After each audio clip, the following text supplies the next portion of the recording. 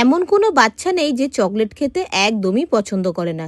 তার জন্য প্রথমে বেশ কিছুটা ডিম এখানে অ্যাড করে নিচ্ছি একটা বোলের মধ্যে। আর এখানে ১০০ থেকে ৫০ গ্রাম মতন চিনি নিয়ে নিয়েছি। ভালো করে এরকম হ্যান্ড বিটার দিয়ে মিশিয়ে নিতে হবে। কোনো রকম ইলেকট্রিক বিটার না, হ্যান্ড বিটার দিয়ে।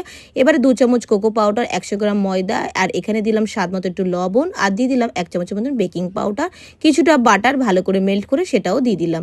ভালো করে মিশ্রণটা রেডি করে নেওয়ার পর এখানে হোয়াইট চকলেটটা ভালো করে মেল্ট করে নিলাম। এবারে ডার্ক চকলেটটাও ভালো করে মেল্ট করে নিয়েছি।